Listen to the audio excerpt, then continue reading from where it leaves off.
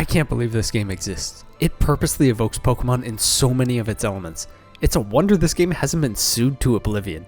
You catch the pals in little balls, use them to do battle, and it's not hard to see the inspiration behind most of the pals. Well, I'm going to review the game, and despite my grasp of the law bordering on the irresponsible, we're going to look into the following topics. How Palworld differentiates itself from its inspirations. The uncanny thought of Pikachu with a gun. How I would alter the game to veer further from the source. So get ready, it's time to catch 'em all in Pokemon with Guns. Wait, sorry, my fault, they're not Pokemon. Pocket Pair adjusted them. We resemble but are legally distinct from the lollipop. Kill the lollipop.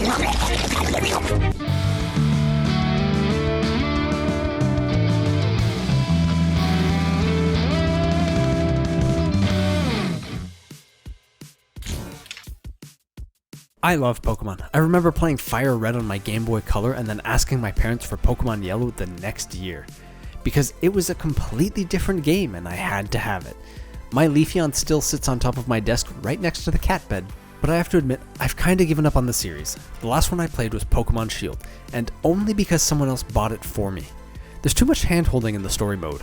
Competitive Pokemon is also a grind for EVs and IVs, and I've always preferred making teams with the guys I like over what's powerful. Don't get the wrong idea, I spend days on Bulbapedia looking up moves and planning my teams, but that's because I'm a designer and a nerd, not because I'm trying to be competitive. The iconic nature of Pokemon has secured it a monopoly on the genre. I could never get into games like Temtem because it just wasn't the same. And even though Arceus made some innovations, it just wasn't enough to rekindle my passion for the series or to get me to buy. Enter Palworld. If nothing else, we can certainly say Palworld has changed up the Pokemon formula. And it's far more than Pokemon with Guns, as the internet calls it. No, it wants to be Zelda too. The UI and audio feel like they've been ripped directly from Breath of the Wild. But it's the combination of Palworld's disparate elements that create a fantastic end product. I hated my first few hours because I don't like the Rust or Valheim style collection and base building gameplay. The Breath of the Wild style exploration is fine, but for me, the magic moment came from the creature collection. They make tedious tasks become automated, and there's a sense of satisfaction like you'd get from playing Factorio, watching your pals work. The hatred I had for the first few hours of the game melted away as I watched my Pokemon do the job. Specifically, the Dinosaur I caught with a 5% chance went around my camp like a man possessed, ensuring I always had resources. Can't fight it. Must chop wood! And that pushed me to explore for more useful workers. The more lands I discovered, the stronger allies I needed for combat, and bosses, which are the aspects of the game I wanted to be interacting with. The loop got fun. I was excited to go out hunting so I could get stronger pals to let me keep ignoring my base so that I could go out hunting again. I can only imagine how fun this game must be for people who enjoy the base building and resource gathering aspects as well. But even with just the collection mechanics, boss fights, guild raids, multiplayer, and exploration, I had a blast. This is the evolution in gameplay I've wanted to see from Pokemon for years now. It's a Frankenstein that Nintendo would never make, so I'm glad Pocket Pair does. What Nintendo? If I'm being honest, I kinda wanted to hate Palworld.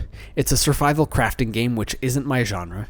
It's a bit on the morbid side as well. The trailer shows a PAL sweatshop, so I'm gonna feel bad for the mother who buys this for her kids because of the bright artwork on the cover without realizing what this game really is. Birdie, please tell me you did not think sweatshops are where they make sweatpants. And then the game lets you butcher pals. When I first started playing, I didn't want to kill any of them, but I accidentally crit one and had to watch its body slowly roll down a hill past all its friends, who witnessed in horror, presenting me with an interesting philosophical dilemma. Was it kinder to let this new possum be driven mad by what he'd seen? Or do I bash him to death with a giant wrench as well? Needless to say, my morning became a veritable killing field situation. It's also an early access title, which is often used as an excuse for bad business practices, and it tarnishes my first impressions. So I tend to avoid those games. But the most important reason I didn't want to like this game is because it looks like one of those shitty Chinese games like Kings of Glory, blatantly ripping off its source material instead of adding anything new. Yet despite that massive uphill battle, Palworld won me over. Because it didn't need innovation. It took the steps that Game Freak wouldn't and made a fun product. The real question now is, how is this game legal? Well, let's start with saying, I am not a lawyer. Do not take legal advice from me or anyone on YouTube. Just because I think Palworld is in the clear doesn't mean there aren't a shit ton of people gunning for it. So, from my limited understanding, there are 3 major areas Palworld has to avoid for getting sued. Those are patents, trademarks, and copyrights. A patent is an idea and an execution. Some specifics can be patented, like Mass Effect's dialogue wheel has a patent on it. General mechanics, however, like jumping, crafting, shooting, those can't be patented, so Palworld avoids the first hurdle. The second is a trademark. These are words or images that represent a brand, like the Aerosmith logo I hid in the video earlier, or the word Pokemon. So, by coming up with new names and altering the characters enough, the second issue is bypassed. It is worth noting that the amount you modify matters, but Pocket Pair seems to have found the balance. Boy, you read my thoughts. You've got the shinin'. You mean shining? Shh, you wanna get sued? The last one is copyright, and this is the most important one. It's the right to use, distribute, or perform a work, and it's the most important because of a concept called derivative works. This is just a fancy way of saying if someone squints or doesn't know much about the games, could they realistically confuse the 2 works? And that's why giving Pikachu a gun might actually be saving Palworld some legal issues. The sweatshops, excessive violence, and survival gameplay make it radically different from Pokemon, to the point that the average person won't confuse the 2 products. So I think Palworld pulled it off. They have a fun product, and it's in the clear in my eyes, though I know that's an ongoing debate. So far, there's no confirmation of any wrongdoings or AI, so we're just stuck going. Do you have any evidence at all? Well, Your Honor, we've got plenty of hearsay and conjecture. Those are kinds of evidence. And I trust Nintendo's lawyers. They've shut down smaller things before. So if this is illegal, they'll handle it. I'm gonna go enjoy Palworld for now and not worry about it. Somebody texted me, hold on. Man, who you texting, man? I'm paying for this song. No, it's my other client. Chill, bro. Moving on. This means I won't complain about the survival game mechanics that I personally don't enjoy, because from my understanding, those kinda need to be there. Thankfully, Palworld gives plenty of options to bypass the more tedious parts if you're not interested in them. Though I would advise not making things too easy, because the automation of annoying tasks is what makes collecting pals so gratifying. Where I will fault Palworld is in its design. It feels like there wasn't a unified vision, more a list of popular games it wanted to imitate when it really didn't need to. I feel like Palworld could have adjusted some of its mechanics to fit its own unique vision, which would have made defending it a lot easier, because right now, it is kinda hard not to see the inspirations. And I'm also not one to play evil campaigns in games, so I'm a little put off by the fact that the more gruesome options seem to be more fleshed out than the more wholesome mechanics. But hey, Pikachu with a gun makes for a bigger headline, so I get why it was done.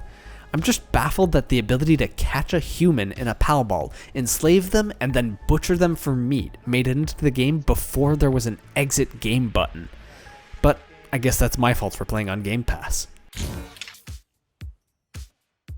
If you're new to the series, welcome! This is the ugly section. I work as a game designer, so in my reviews I try and list out the good things I like, the things I don't like, and then I offer shitty suggestions in the ugly section for what I would have done if I were on the dev team, usually with a big theme to the episode, but since Palworld is in early access, there's obviously a lot to fix, so the ugly section is going to be more of a wish list of wants or things I would have personally done differently. So let's get into it. First, stop blatantly copying others' homework. There's so much stuff in this game that's a ripoff that should have been tweaked to fit the game's vision instead of being borrowed as is. Yeah, but your scientists were so preoccupied with whether or not they could, they didn't stop to think if they should. The Breath of the Wild inspired exploration? That's great. But the sound effects and font? Did you have to rip those off as well? Couldn't we try and give this game its own unique sound?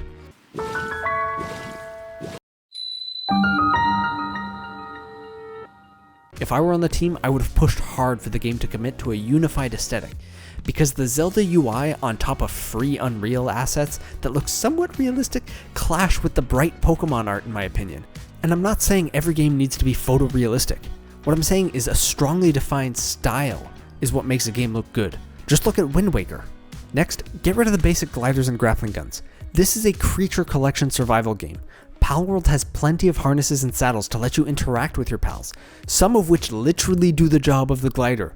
When designing a game, you shouldn't give players a way around interacting with your core mechanics via generic substitutes. Which, speaking of the harnesses, I'm assuming this will show up eventually, but I don't like that I can't see the items I've worked hard to craft. Right now, I'm just manhandling my Foxsparks. Next, expanding your pal roster is important. I played 2 games on my own and 1 on a server with friends. I was constantly forgetting which pals I had on each file, so a small touch on the UI to show me which pals I haven't caught would be nice. Next, I don't like that Palworld grants such a strong XP bonus for catching copies of pals. I get why they did it. It pushes players towards slaughtering their copies and using the merging systems, but I would rather see them crank the XP for first time catches.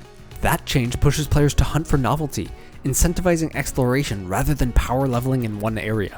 One last complaint that I would have fixed if I were on the team, and take this one with a large grain of salt because I'm not a fan of the survival genre, but if I were on the team, I would have either let all bases share their resources or allow buildings like the Crusher and Mill to be upgraded so that they can create more of the late game resources.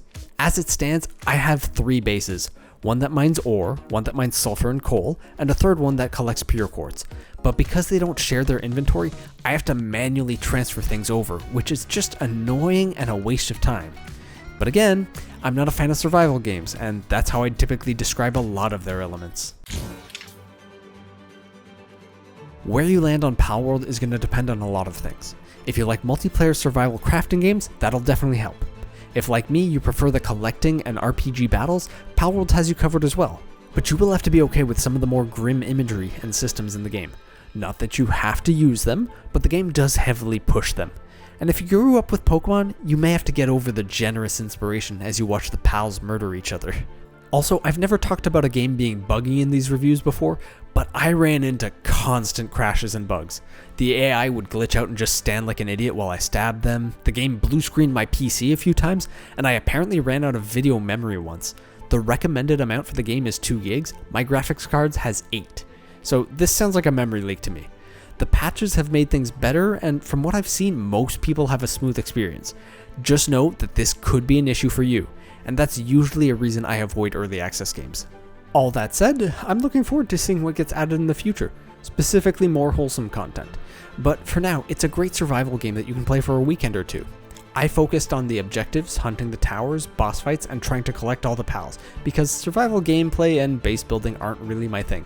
But I can definitely see this game having legs to keep going for a while. And if nothing else, it's made me more optimistic about the future, because it's shown me that if Pokemon would ever update its formula, I'm clearly very excited to hop back in and catch them all.